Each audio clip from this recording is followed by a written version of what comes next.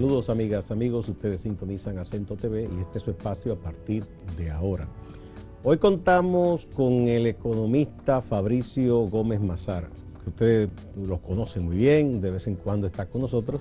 Vamos a comentar de cómo este año que empieza nos proyecta como en la economía a República Dominicana y al resto del mundo. Y también de un tema que ha estado en debate, de las alianzas público-privadas, de la participación del sector privado en conjunción con el Estado para abordar ciertas áreas de la economía que requieren muchos recursos. Bienvenido, Fabricio. Gracias por la invitación, siempre a tu orden. Bien, ¿qué tan mala o qué tan buena es la alianza público-privada? Hay gente que la sataniza y otros que dicen que eso es la solución. Mira, es que las alianzas público-privadas han existido siempre. Quizás ahora con la novedad de que hay un marco jurídico previo que se ha hecho para este tipo de alianzas.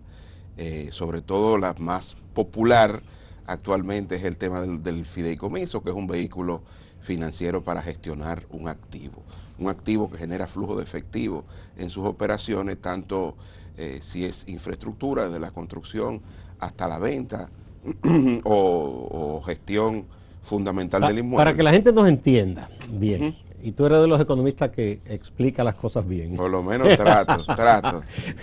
Por ejemplo, en el pasado gobierno del presidente Medina se hizo el proyecto de vivienda Juan Bosch. Sí. ¿Qué puso ahí el Estado y qué el sector privado como negocio, es decir, los bancos? Sí. ¿Y qué aportó la familia o la persona que adquirió una de esas viviendas? El Estado, puso el terreno, ¿no? Los privados lo desarrollaron proyectos por edificio, sí, y tuvieron, en este caso, un financiamiento de largo plazo. Sí. Un financiamiento de largo plazo que fue gestionado por el propio gobierno y obviamente con la garantía hacía que esto se pudiera hacer más barato. Nosotros tenemos un mercado financiero que gracias a todo el tema del ahorro, entre ellos el ahorro legal y obligatorio de las administradoras de fondos de pensiones, pues genera que se tenga que buscar proyectos de infraestructura que le permitan a estas instituciones calzar sus activos con sus pasivos. Como los pasivos de las administradoras de fondos de pensiones están en largo plazo, qué mejor que el mercado inmobiliario para calzar los activos con los pasivos. Que es siempre un proyecto de largo plazo, una pareja joven que se casa y compra su primer apartamento. Entonces, usualmente ahora hay muchos recursos de largo plazo disponibles para proyectos de inversión o para proyectos de explotación y están esos recursos ahí, hay que hacer esos proyectos. La Comisión Calificadora de Riesgo que dirige el gobernador del Banco Central, obviamente es la que determina en qué tipo de instrumentos ese se puede proyecto, invertir. Para poner ese ejemplo, que este gobierno le ha dado continuidad, sí, Ciudad Juan Bosch, entre otros, o el mismo, bueno, voy a poner ese porque ahí que hubo esa coparticipación público-privada.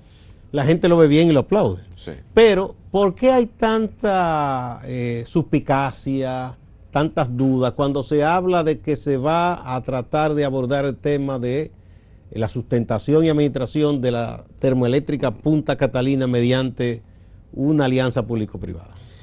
Es que tiene que ver más con lo que ha sido la historia de ese proyecto que con el vehículo financiero, con la forma de alianza público-privada que se elija para la gestión del mismo.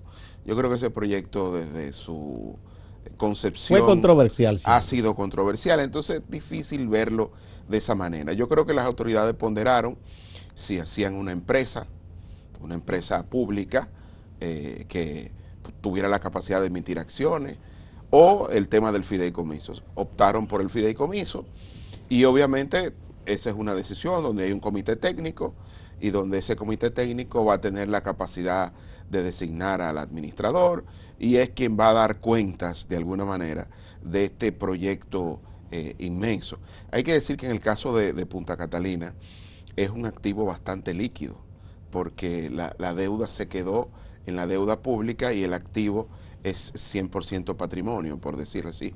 Así es como entra, creo que se habla de unos 2.453 millones de dólares, que es la evaluación, y con eso entraría a la gestión, al fideicomiso, y de ahí en adelante pues tendría la oportunidad de emitir deuda con cargo a los flujos que recibe la planta por vender energía al sistema eléctrico Está claro nacional. que una persona que tenga una empresa individual o una corporación, si hace cualquier tipo de negocio, busca rendimiento. Claro que sí. Como es obvio.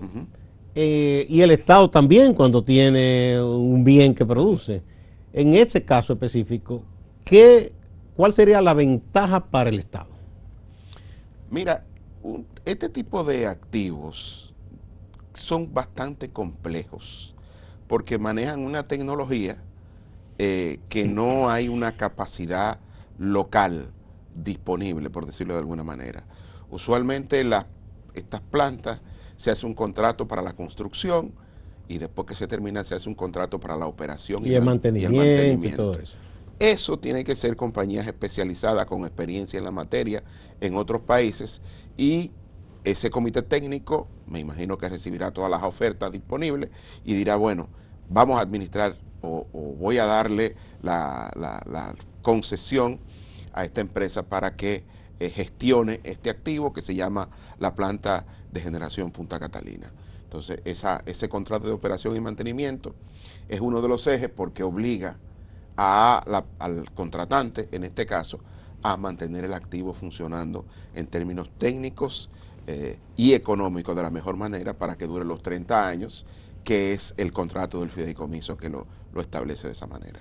O sea que entonces lo que debería exigirse, ¿verdad? Es que haya una forma lo más transparente posible para que en todo momento se sepa qué se está haciendo, quién lo hace, qué obtiene el Estado y qué obtiene el sector privado. Claro, pero que aquí el fideicomiso es público y yo quiero establecer eso. Ese comité técnico fue designado por decreto presidencial.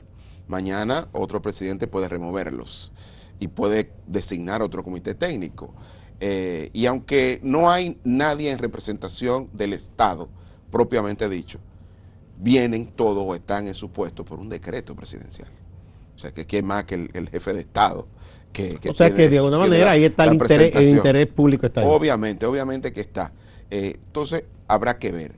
Yo creo que ese tipo de estructura, en el caso de Punta Catalina genera recursos todos los días, porque una vez ofrece energía al sistema público interconectado, pues lógicamente es, por así decirlo, una empresa bastante líquida desde que comienza. Entonces vamos a ver si que decide ese comité técnico en coordinación con las políticas energéticas del país, si va a emitir deuda, se le va a devolver al Estado una parte de esos 2.450 y tantos millones que costó, o si se va a utilizar ese dinero para seguir desarrollando la infraestructura eléctrica nacional. Yo creo que de alguna manera este tipo de alianzas, lo que hay que leer bien el contrato fue al Congreso. Yo creo que es un tema de transparencia, porque ese es el primer poder del Estado y el más representativo, porque están todas las fuerzas políticas allí. Supongo que una vez aprobado lo que sea, se va a colgar en un sitio que se pueda leer. Claro que sí, claro que sí. Lo que hay que establecer es que ese fideicomiso, aunque es con el banco, con la fiduciaria Banreserva, ya es un tema privado. Y eso tenemos que establecerlo. Ya el fideicomiso va a tener la capacidad de emitir deuda y esa deuda no tendría que ir al Congreso, porque ese activo está en manos de la fiduciaria, en este caso, y obviamente ese tipo de operaciones se van a ir dando. ¿Por qué se hace esto? Yo creo que también para facilitar la gestión del activo. Recientemente hemos visto cómo hubo un problema por el suministro del carbón y lo que eso significó, que hubo que comprar carbón mucho más caro.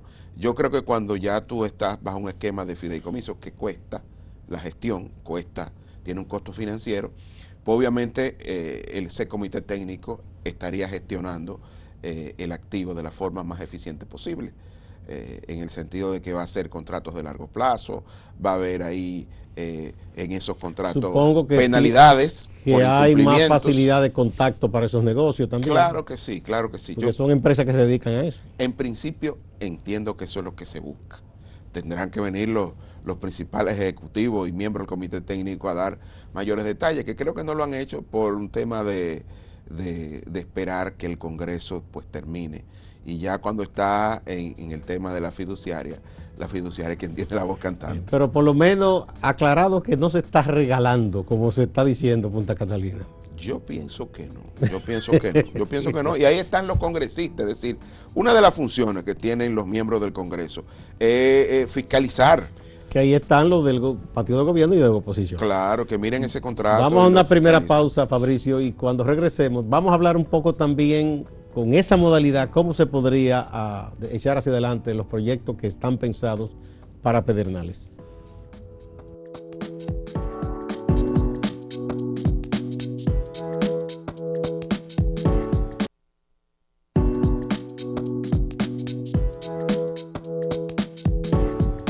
El economista Fabricio Gómez Mazara es nuestro invitado. Hay mucha esperanza para ese suroeste que siempre ha sido tan relegado y siempre se dice, y ahora parece que el gobierno quiere, por fin, se hicieron cosas en el pasado gobierno, hay que decir, porque yo soy de los que no me gusta regatear el mérito a nadie. Cuando ya se abordó todo el tema en los tribunales para depurar todo el tema de la propiedad de esas tierras que fueron del Estado todo el tiempo. Y bueno, ahora se está caminando hacia la concreción. El presidente dice que está presentando el plan maestro en Fitur. ¿Es viable esa modalidad también para el desarrollo turístico en una zona como Pedernales? Alianza público-privada. Mira, eso de que el presidente de la República presente el master plan en Fitur tiene un carácter estratégico impresionante. O sea, ¿por qué? Porque obviamente en Fitur es donde los turoperadores dividen, acuerdan, discuten todo el tema de cómo va a ser el flujo, hacia dónde van a enviar los turistas. Recuérdate que el turismo es un mercado integrado casi verticalmente, donde tú no haces nada con tener un hotel si no tienes un acuerdo con los turoperadores. Los que son los que tienen el control de la emisión de pasajeros. Exactamente. Entonces, en Fitur y luego en Berlín, en Alemania, es donde los turistas europeos, en el caso de Fitur es más que Europa, porque también toma una parte de los canadienses y otros mercados, obviamente ahí es donde se divide, y que República Dominicana sea el socio este año, luego de la pandemia, es un movimiento estratégico que hay que aplaudir, porque como dice el refrán, el que llega adelante bebe agua limpia. Y lógicamente después de la crisis pandémica se están replanteando todos los negocios.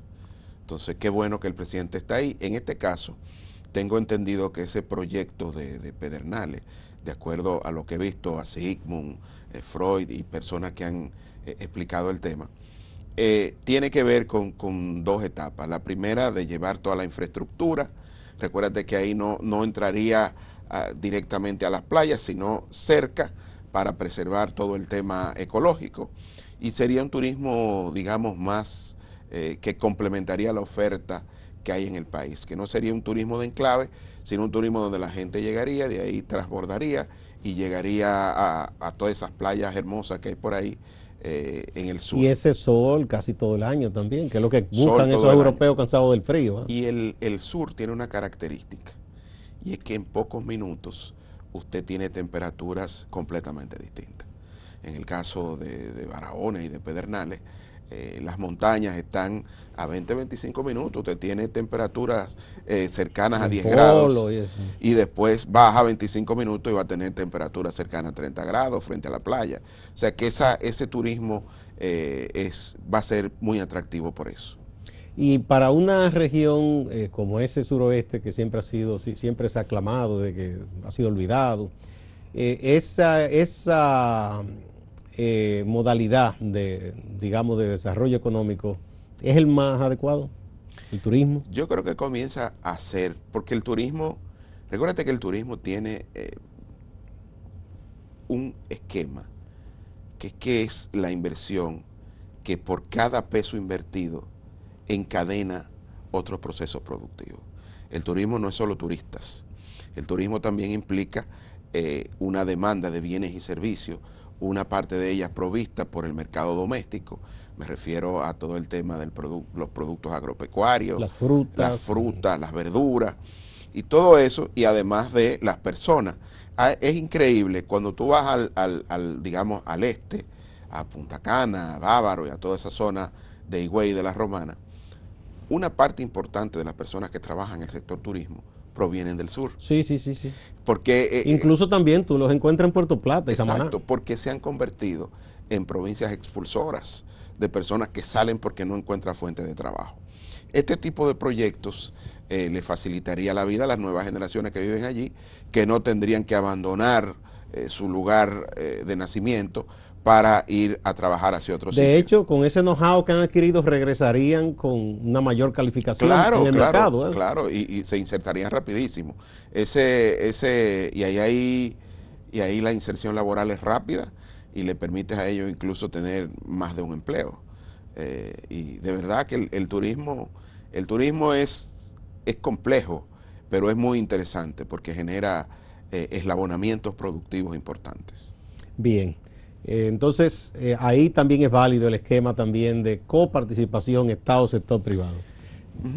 Tú sabes que aquí el tema de las alianzas público-privadas y eso se ha satanizado un poco porque no hemos tenido la capacidad de enseñarle a las personas una cosa muy importante.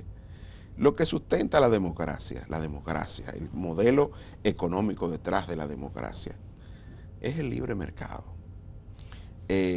con controles, obviamente, con regulaciones, obviamente, porque la piedra angular de la democracia es el respeto a la propiedad privada y a la inversión privada. El Estado tiene otras tareas que tienen que ver con la provisión de bienes públicos y de servicios y sobre todo el tema social y de tratar de a través de su estructura impositiva que reducir las desigualdades. Y obviamente esos son papeles complementarios, pero hay que explicarlo mucho. Y también yo creo que hay un peligro con el tema de la puerta giratoria, que es un tema que algún día voy a venir a hablar de aquí al programa, que hay que cuidar eso. Como nosotros no tenemos una carrera de servidor público, es muy difícil exigirle a una persona que solo sea en lo público o solo sea en lo privado, porque la gente tiene que trabajar, producir para mantener a su familia, y lamentablemente hay mucha gente que tiene que estar de un lado y de otro, pero eso no significa necesariamente que esté amarrado a un interés y que no persiga un objetivo social. Pero se supone que hay instituciones y normas para velar que ciertas cosas no ocurran. Lógicamente, y hay que tener con eso, como te digo, aquí no hay una carrera administrativa, o la hay un poco truncada. Hay una ley ahí que... Pero tú no puedes exigirle, y lo digo para las nuevas generaciones. Aquí los jóvenes que egresan de las universidades, que vienen con su maestría, en el sector público ha logrado tener en algunos sectores, me refiero al Banco Central, la Superintendencia de Banco, el Ministerio de Hacienda, el Indostel, la DGI, ha logrado tener salarios competitivos para atraer a jóvenes capacitados. Entonces, obviamente, qué bueno que eso está así y ha hecho que el sector privado tenga que aumentar los salarios para también entrar en esta competencia. Y eso es bueno. Pero esos jóvenes también debían de ser la primera opción para una carrera administrativa, de que se vayan reentrenando y vayan adquiriendo capacidades, pero usualmente llegan a un punto en que tienen que ir a buscar otros destinos en el sector privado. Pero eso no es ni bueno ni malo. Como tú dices, hay que tener normas que controlen un poco ese conflicto. A mí me da un poco me mueve a risa porque, bueno, la gente progresista, que yo respeto mucho y de alguna manera toda nuestra generación viene de ahí. Cualquier cosa que se hable aquí con el sector privado, con el mercado, inmediatamente se niega de manera cerrada. Pero los modelos de países socialistas exitosos, el caso de China, de Vietnam, ellos han mantenido siendo socialistas en las políticas públicas, en los servicios, pero entendieron que el mercado puede jugar un papel. Y debe de jugarlo. Y les ha ido bien. Sí, lo que hay que... Por eso digo, son elementos complementarios. Mira, el mercado no ha sido ni será un elemento para reducir desigualdades. Para eso están las políticas públicas. Exacto. Entonces hay que tener esas dos miradas complementarias y no excluyentes. Yo creo que aquí tenemos un esquema de políticas públicas que tenemos que seguir mejorando, apuntalando, y cuando tú miras las cifras, hasta que llegó la pandemia, la pobreza en República Dominicana se había reducido. Que hay problemas estructurales serios que hay que enfrentar, sí.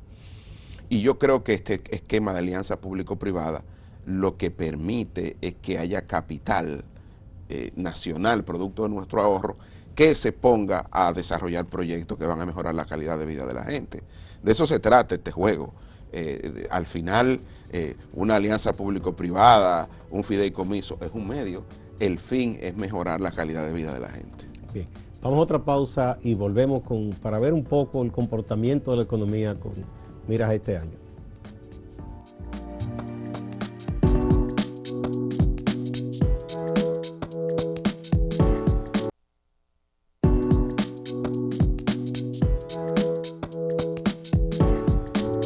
Continuamos con Fabricio Gómez Mazara, economista. Bueno, tú has visto que por un lado hay expresiones y pronósticos optimistas respecto a este año. A nosotros no nos fue mal como país en el aspecto económico, dentro del esquema de la pandemia. Sí. Pero también hubo recientemente unas declaraciones del economistas de la ONU y del Banco Mundial diciendo que cuidado, que quizás se va a ralentizar la cosa, que no vamos a crecer tanto. ¿Cómo tú ves las posibilidades en la economía mundial y local en este año? Mira, el año pasado, que fue el 2021, fue un año de crecimiento histórico. Y digo histórico porque fue un 12%, un poco más de 12% del Producto Interno Bruto. Eso es un poco más que el doble del crecimiento potencial de la economía, de nuestra capacidad productiva. Cuando ese tipo de cosas pasan, la economía se sobrecalienta. Es decir, la oferta de bienes y servicios no es capaz de satisfacer la demanda. Y eso hace que los precios se incrementen. Y eso hace que los precios se incrementen. Hay que decir que una parte importante de ese problema de oferta tiene que ver con lo que está pasando en el mundo, con el problema logístico y con el tema... La cadena de suministro. Cadena de suministro y con el tema del precio de los derivados del petróleo. Porque estamos, sobre todo en este último trimestre que termina, en este primer trimestre que termina en marzo, estamos en la estacionalidad del invierno del hemisferio norte, que son los que más demandan combustible para la calefacción y para sus elementos de carácter productivo. ¿Cuál es la amenaza que está teniendo el mundo y que República Dominicana también la tiene? Es la inflación. Ese sobrecalentamiento produjo inflación. El año pasado la inflación terminó en 8.5%. Eso es histórico también, porque ha sido como el doble del esquema de meta de inflación que plantea el Banco Central y que se ha cumplido a cabalidad con excepción del año pasado. ¿Qué hay que hacer para eso? ¿Cuál es el problema de la inflación? La inflación afecta a los sectores más vulnerables, sobre todo aquellos que viven de salarios fijos, porque el poder adquisitivo se ve mermado. Ya hay herramientas monetarias para enfrentarlo. El Banco Central comenzó y ha subido la tasa de referencia a 150 puntos, pero hay otras herramientas de carácter de protección social que le atañen al Estado que tienen que tomarse de manera inmediata. Me refiero fundamentalmente a plan social de la presidencia, a los comedores económicos y al tema de los mercados populares, porque el poder adquisitivo de la gente se ve afectado muy rápidamente. Mira lo que está pasando ahora a propósito de las escuelas. Las escuelas cerradas perjudican más a los más pobres por lo siguiente. El sistema escolar público de nuestro país no solo provee servicios educativos, sino que atado a esos servicios educativos también ofrece servicios de alimentación. Desayuno, almuerzo y merienda. Entonces, una familia pobre o de escasos recursos que tiene hijos en edad escolar, imagínate 3, y no lo puede enviar a la escuela, obviamente tiene que suplir con gastos de bolsillo ese tipo de prestación alimenticia. Entonces, por eso es la celeridad y la preocupación de las autoridades que están viendo cuando una familia pobre no manda a sus hijos al colegio, está teniendo problemas. Bien, entonces de alimentación. ese calentamiento, ¿tú piensas que es cosa muy coyuntural, que pronto se va a normalizar la cosa? Yo creo que por lo menos durante el primer trimestre, que es cuando está el invierno del hemisferio norte, el tema de los precios del petróleo se va a mantener alto, porque hay problemas políticos con Ucrania, en la Unión Europea, con todo el tema del gasoducto de gas natural que todavía se Estuve viendo que algunos atribuyen a que pensaban que tanto India como China iban a demandar menos. No, pero ellos se han mantenido creciendo y han demandado exacto, más. Sobre todo el carbón. Sí. Mira, fíjate nosotros que tenemos a propósito de la central Punta Catalina, el carbón se ha disparado porque China, lejos de cerrar sus generadoras de carbón, la ha puesto a funcionar de nuevo. Y quiero ser claro en eso. Miren, el gobierno, a través del Ministerio de Industria y Comercio, está todavía subsidiando el precio de los combustibles. En esta semana ha tenido que destinar 290 millones de pesos para no traducir completamente el aumento a los precios internos. Sí, y la gente como quiera se queja, porque cada vez que le incrementan, aunque sea un peso. Lógicamente, lo que quiero decir es que no se puede desconocer ese esfuerzo que se está haciendo, porque eso tiene un costo en términos presupuestarios, y se está haciendo precisamente para morigerar el efecto del precio de los combustibles. Pues esperemos que ya después de, a partir de abril, las cosas entonces empiecen a normalizarse. Muchas gracias, Fabricio. Gracias a ti. Cualquier día de esto, cuando ya pasen las semanas, los meses, volveré a invitarte para que pasemos balance. Muchas gracias. Igual a ustedes, amigas y amigos. No se vayan, que hay más en Acento TV y Acento Portal.